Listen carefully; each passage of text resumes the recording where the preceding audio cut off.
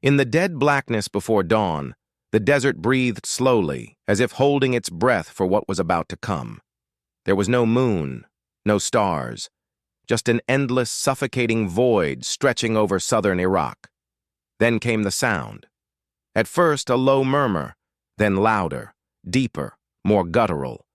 The diesel engines of Humvees, gritty, tired, but unrelenting, trembled across the earth like the growl of some mechanized beast waking up for war. The dust hung thick in the air, suspended like ash after an explosion.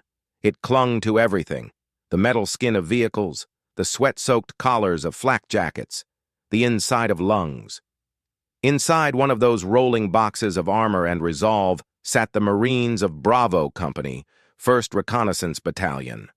Cramped in the back of their Humvee, their bodies jostled with every bump and pothole. Helmets knocked against roll bars. M4 carbines and suppressed Mark 12 SPR rifles lay across laps, fingers loosely curled around pistol grips. Their breath fogged the glass ever so faintly in the cold pre-dawn air. No one said much. Words were unnecessary. The silence between them wasn't empty.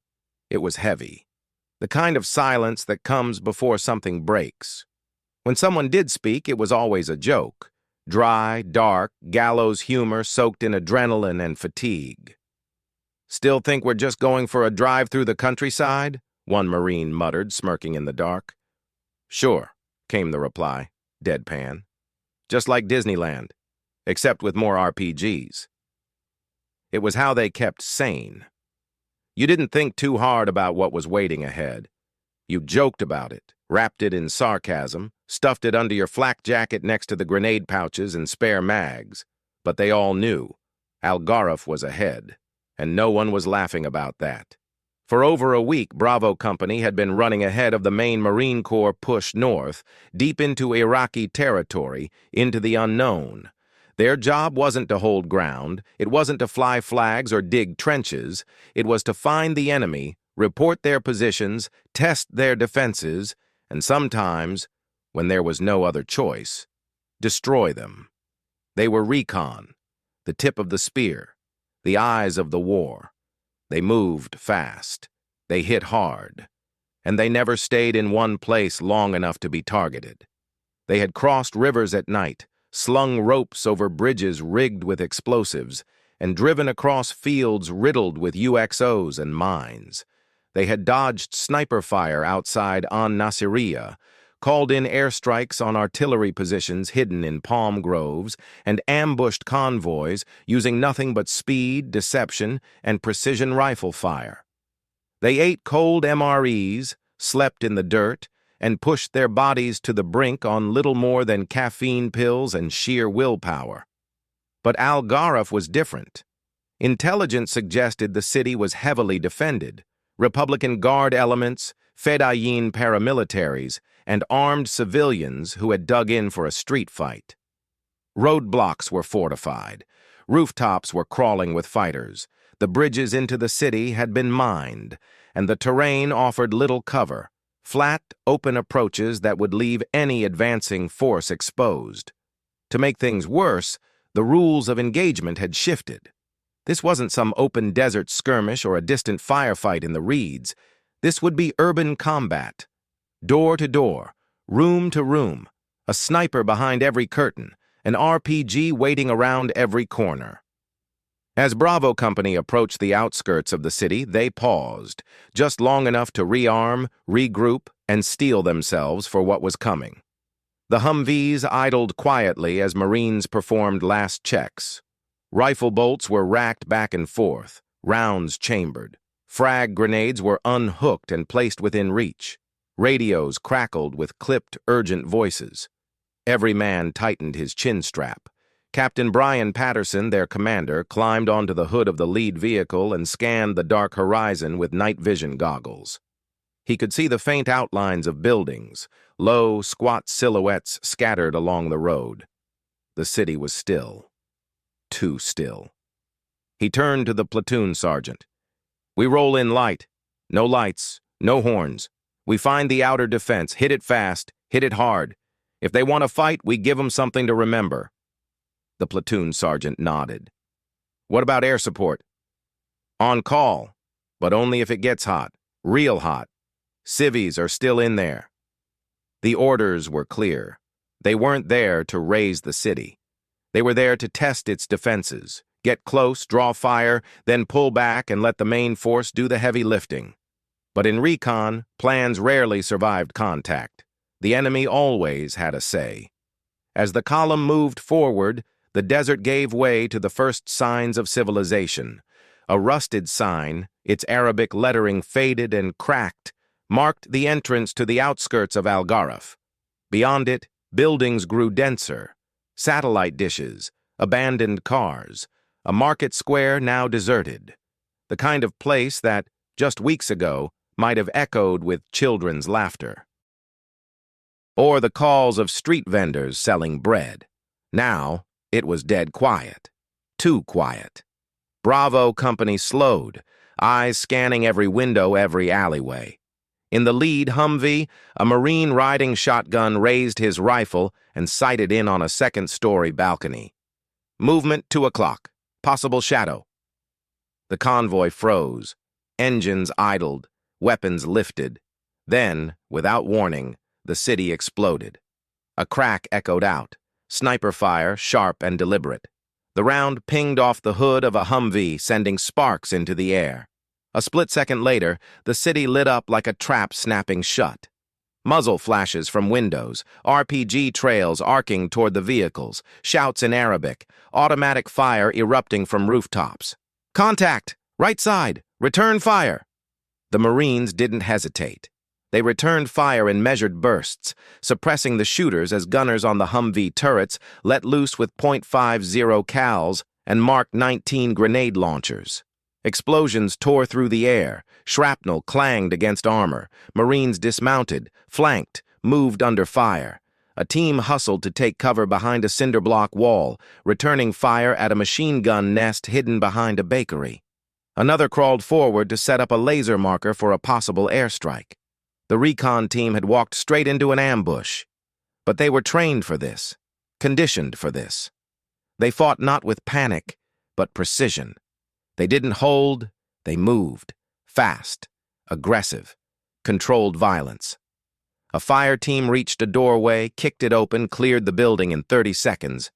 Inside, they found 2 dead fedayeen, a stash of RPGs, and a map showing defensive sectors in the city. As the gunfire subsided, the city fell into silence once more. The ambush had been repelled. Bravo Company pulled back, bloodied, scraped, but alive. They had confirmed enemy presence, assessed the defenses, and left a message of their own. Al-Gharraf would not fall quietly. But neither would the Marines stop coming. And this was just the beginning. Al-Gharraf wasn't a capital. It wasn't some iconic battlefield destined for history books or political speeches. It wasn't Baghdad. It wasn't Nasiriyah. But for First Recon, it might as well have been Berlin. The town stood like a knuckle in the road north, a hardened joint that refused to bend or break. You couldn't go around it without losing time, without exposing your flanks. Every minute wasted meant more enemy forces preparing defenses further north. More civilians caught in the crossfire, more chaos. For the Marines of 1st Reconnaissance Battalion, Al-Gharraf was everything, a choke point, a fight they couldn't afford to skip. Orders from division came down blunt and unforgiving. Advance, eliminate resistance, secure the MSR, the main supply route, for follow-on forces, no delay, no deviation. There would be no heavy armor with them, no tanks, no A-10s overhead on standby, just their Humvees, rifles, and whatever courage they could scrounge from inside their chests. Al-Gharraf had to be taken, and it had to be taken fast. Intelligence reports were a mixed bag of contradictions and half-truths. Drones had picked up sporadic movement, heat signatures on rooftops, vehicles in alleyways. There were whispers of Fedayeen Saddam fighters, dressed in black, dug into storefronts with RPGs resting on sandbags. Other reports mentioned elements of the Iraqi army still in the area, possibly waiting in reserve, possibly lying in wait for the kind of ambush that turned quick missions into bloodbaths. Some of the enemy would be in uniform, Some wouldn't. Some would pretend to be civilians until they weren't. This was urban warfare, where the line between soldier and shadow didn't just blur, it disappeared. Under the cover of early morning darkness, the Marines huddled around the hood of a Humvee, a red lens flashlight casting a blood-hued glow on a laminated map flapping in the wind. Lieutenant Nathaniel Fick crouched low, methodical and unreadable. He wasn't loud. He didn't bark. He explained. He clarified. He pointed out ingress routes, fallback options, fields of fire. Calm under pressure, razor-focused, he was the kind of officer you followed because he never asked you to do anything he wouldn't do himself. Around him stood the men who would turn plan into action. Sergeant Brad Colbert, Iceman, stood silently, his angular face hidden beneath his helmet and night vision gear, fingers moving across his M4 carbine with mechanical precision. He checked his optics, then checked them again. Chambered around, slapped the magazine. Safety off, safety on. His calm wasn't forced, it was practiced, a product of discipline and something colder, something deeper. He didn't rattle. He didn't blink. Nearby, Sergeant Antonio Espera leaned casually against a Humvee, always the joker, always the one to break the silence with something absurd just to cut the tension. "I just want to make it through this without missing Chow," he said, his voice flat, unbothered, like he was commenting on the weather. Doc Bryan, the corpsman, the one guy everyone depended on and hoped they'd never need, laughed under his breath. Espera grinned. "I mean, if I'm going to get my ass blown off, I'd at least like to do it on a full stomach." The team chuckled, and just like that, the edge eased off for a moment. It wasn't bravado, it wasn't stupidity, it was ritual. A joke here, a curse there. Enough to remind each other they were still human, still alive, still Marines. They didn't ignore the danger, they just didn't let it own them. There was no battle cry, no speech. Just the sound of gear being secured, weapons being checked, radios crackling to life as the final comms checks began. NVGs flicked down, red lights switched off. The world narrowed to green shadows and thermal outlines. The first Humvee rolled forward, slow and steady, headlights off, wheels crunching gravel. The city lay ahead, quiet, dark, and waiting. Al-Gharraf wasn't built for war, but it was about to host one. The lead vehicle crept through the outermost edge of town, its gunner swiveling the .50 cal back and forth across rooftops. Windows stared back like dead eyes. Doors hung open on rusted hinges. Every alleyway was a question, every rooftop a threat. "Possible contact, left side, 2 o'clock, came the voice over the radio, tight, tense. Then a flash. RPG trail. The explosion struck just short of the lead Humvee, blasting dirt and shrapnel skyward. Instantly, the silence shattered. Gunfire erupted in staccato bursts, sharp and sporadic, AKs from windows, muzzle flashes flaring behind market stalls. The Fedayeen had waited, hidden, patient. "Contact! All call signs! Return fire!" Iceman was the first to react, standing in the turret of his Humvee, laying down controlled bursts with the 50 cal. Tracer rounds lit up the street, hammering into the source of the RPG. Glass exploded from a storefront. The gunners behind him opened up with Mark 19 grenade launchers, lobbing high-explosive rounds into clusters of enemy fighters hiding behind barricades of stacked tires and furniture. The team dismounted fast. Colbert and Espera moved to flank left, clearing a row of buildings, while Doc Bryan stayed low, watching for wounded, ready to sprint if someone went down. The team bounded forward under cover fire, moving with precision, one team laying down suppressive fire while the other advanced, leaping from doorway to doorway, alley to alley. A Fedayeen popped up from a side street, AK blazing. He didn't even have time to scream before 2 rounds from Fick's rifle dropped him where he stood. There was no room for hesitation, no time to process. Every second mattered. Every corner was a decision. Kick the door, breach it, or bypass and move on. They moved fast, stacked up against walls, covered sectors, called out threats. Inside one shop, Colbert found a weapons cache, RPGs, extra ammo, even an old Soviet PKM machine gun. He marked it for destruction and moved on. Espera covered him, eyes flicking between doorways and rooftops. Then the second wave hit, sporadic but coordinated fire from a building 3 blocks down, possibly a strong point. Fick called it in. A minute later, the building vanished in a bloom of fire and debris, courtesy of a GPS-guided bomb dropped by a Navy FA-18 circling overhead. The Fedayeen weren't the only ones who could plan ahead. Within 40 minutes, the resistance began to break. Some fighters fled, some played dead, others fought until their last breath, fanatical to the end. But the Marines didn't stop. They moved street by street, clearing and securing, never lingering long enough to become targets. By sunrise, Al-Gharraf belonged to Bravo Company. The city wasn't leveled, it wasn't reduced to rubble, but it had been taken, fast, clean, and brutal.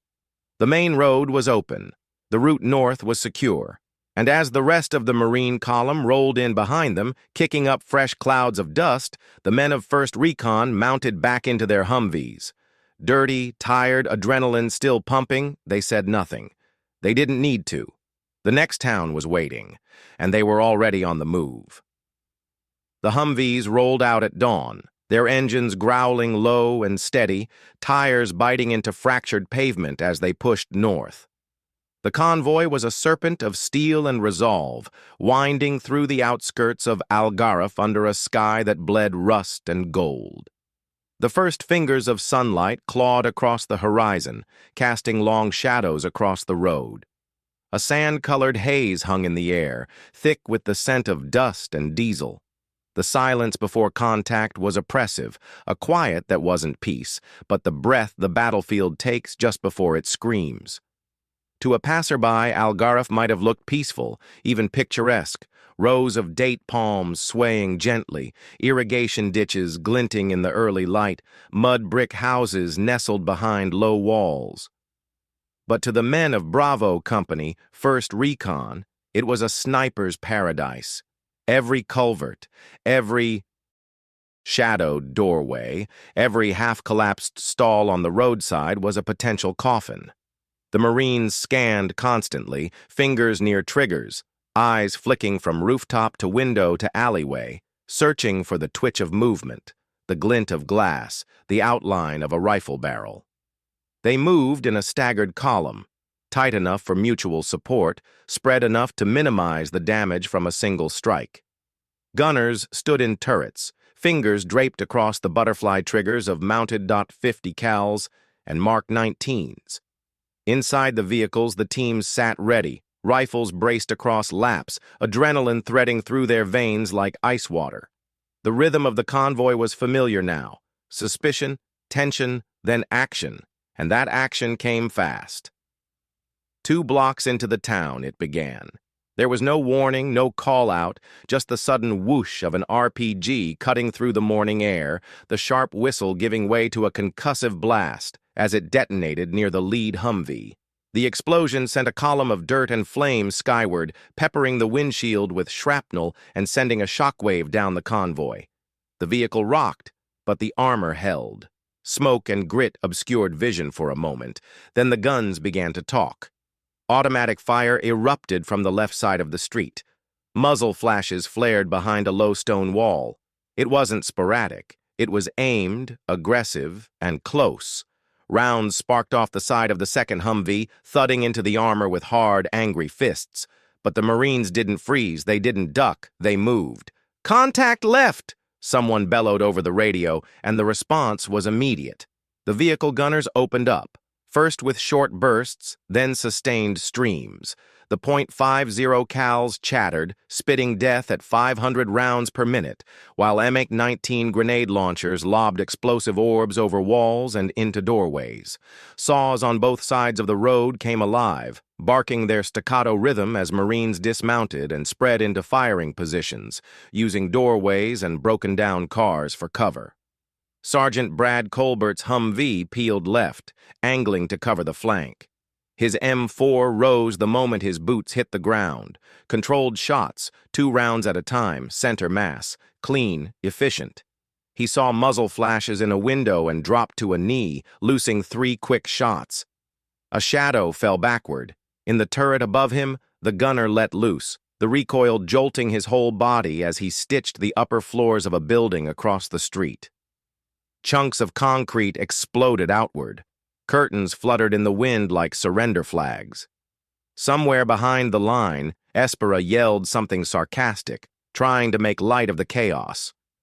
Colbert ignored him, too focused. They weren't here for a siege. This wasn't Fallujah. Their mission was speed. Hit fast, hit hard, punch through, get out. Push the line, keep moving. Lieutenant Fick's voice crackled over the radio, calm but urgent. The convoy surged forward, wheels spinning over broken glass and spent shell casings.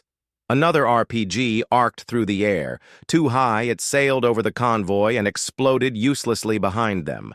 Return fire followed instantly, a torrent of bullets shredding the rooftop where the launch had come from. The enemy fighters, Fedayeen most likely, were committed but sloppy. Poor cover, poor discipline. They didn't understand how quickly 1st Recon could turn a reaction into domination. Within minutes, their lines broke. Some tried to run, others stayed and died. One of the Marines called out a squad of retreating fighters cutting through a palm grove on the right. A Mk-19 adjusted its arc and walked grenades across the field. Palm trees buckled. Dust and smoke swallowed the grove. Movement stopped. The Marines didn't let up. They advanced methodically, clearing intersections, checking corners. The rules were simple. Don't stop moving, don't get bogged down, and don't leave an enemy at your back. They weren't built for sustained urban combat. They were recon, light, and lethal. They relied on momentum, and they knew once that momentum was lost, everything could change. So they moved. They took fire from a second position, an L-shaped building near a dry canal. Rifle shots, close and loud. A Marine dropped to the prone and returned fire with a single, perfectly aimed shot. The shooting stopped. Another fire team flanked the building, cleared it in less than a minute, found 3 bodies and a stash of RPGs. And then, just as quickly as it started, the fight tapered off. Silence returned, broken only by the popping of cooling metal, the squawk of radios, and the crunch of boots on rubble. The sun was higher now, casting harsh light through the smoke. The street was littered with shell casings, shards of glass, and the smoldering remains of enemy fighting positions. Civilians peeked from doorways, faces pale, eyes wide. Some held white cloths, some held children. Fick moved among the vehicles, checking in with his teams. No casualties, a few dents, a few shaken nerves, but nothing that would stop them. Colbert climbed back into his vehicle, sweat dripping down his temples, his jaw clenched tight. He checked his rifle again, even though he didn't need to. Habit, discipline, readiness. The convoy resumed its crawl through the town, the Humvees reforming their staggered line. Ahead, the road bent north, toward another bridge, another junction, another unknown. No one spoke much. They didn't need to. They'd survived the first hit. They'd shattered the ambush. They were still the tip of the spear, and the road ahead still belonged to them. They pressed forward, deeper into the heart of a country unraveling, their mission clear, their path lit by muzzle flashes and resolve. As they surged deeper, the streets narrowed. Market stalls burned, civilians fled. Not everyone was hostile, many were terrified, caught between Saddam's conscripts and the rolling thunder of the American war machine. Fick's voice crackled over the radio net, issuing orders with icy clarity, adjusting routes and fields of fire. One of the Humvees took a hit to the windshield, a 7.62 millimeter round that shattered the glass but failed to penetrate the armor. The Marine in the passenger seat swore, wiped the blood from a nick on his cheek, and kept firing. They reached a key intersection choked with burning vehicles. The Fedayeen had tried to barricade the route with trucks and debris, but 1st Recon didn't stop. Colbert called in a fire mission. Moments later, a flight of A-10 Warthogs roared overhead, their GAU-8 cannons stitching the block with explosive death. The barricade disintegrated in flame. The Marines surged forward, driving directly through the smoke. Flames licked the sides of the Humvees. Shrapnel clanged against steel. But the formation held. They were in the heart of the city now, and resistance was everywhere. Gunfire came from the rooftops. A Fedayeen sniper pinned down one of the rear vehicles until he was silenced by a precise shot from a Marine marksman. RPGs flew from alleyways. At one point, a child darted into the street, only to be dragged back by his mother seconds before a gunfight erupted just meters away. Inside the Humvees, the men were in a rhythm, call out targets, suppress, reload, move. They worked like a machine, not because they weren't afraid, but because fear had become irrelevant. Training took over. Discipline took over. Loyalty took over. Doc Bryan was called out to tend to a wounded Marine, shrapnel to the leg. Under fire, he dragged the man behind cover, applied a tourniquet, injected morphine, and reassured him with dark humor. "Congratulations, you get to go home early," he said with a grin. The wounded man laughed through clenched teeth. The push continued. Every block was contested. Every turn was uncertain. At one point, a civilian car charged the convoy, possibly packed with explosives. Colbert's team hesitated for half a second. Rules of engagement weighed heavy. But then the vehicle swerved, revealing a terrified family trying to flee. The Marines waved them off, shouting in broken Arabic. The car reversed and disappeared into the smoke. By late afternoon, the rear elements of 1st Recon had entered the city. Bravo Company was nearly through. Behind them, smoke rose in pillars. Fires burned in shops and houses, but the city was breaking. Iraqi fighters were retreating, melting into alleyways. The Marines didn't give chase. Their mission was never to occupy. It was to break through, and they had. By evening, the battalion had regrouped north of Al-Gharraf. Vehicles were checked, weapons were cleaned, after-action reports were murmured over maps spread across Humvee hoods. Casualties were minimal, luck and skill in equal measure. Ammo was low, rations even lower, but morale was high. They had done what they were built to do: reconnaissance in force, combat on the move, with courage under fire and no margin for error. As night fell, the Marines sat under the stars, leaned back against their Humvees, and shared stories of the day. Some laughed, some smoked, some simply stared into the distance, their minds still in the alleys of Al-Gharraf. Sergeant Colbert cleaned his rifle slowly, meticulously. Lieutenant Fick reviewed coordinates for the next objective. The war wasn't over. Baghdad still waited. But tonight, they had survived. They had triumphed. The push through Al-Gharraf was not a massive battle by historical standards. It wasn't Iwo Jima or Hugh City. But for those who were there, it was as real as it gets. It was the razor's edge of modern warfare. Urban combat with limited intel, under tight rules of engagement, in a hostile land, against a fanatical enemy who didn't fear death. For the men of 1st Recon, it was also the proving ground. They were Marines trained for chaos, for rapid movement, for war without clear lines. They had faced an enemy entrenched in an environment full of civilians under the pressure of time, and they had prevailed. Not because they had superior numbers or firepower, but because they were faster, smarter, and above all, unbreakable. And so they continued north, toward Baghdad, toward more fire, more dust, and more days like this one. They weren't conquerors. They weren't politicians. They were Marines. First in, first to fight, always ready, always faithful. In the history of Operation Iraqi Freedom, the push through Al-Gharraf would be a footnote. But to those who lived it, it was everything.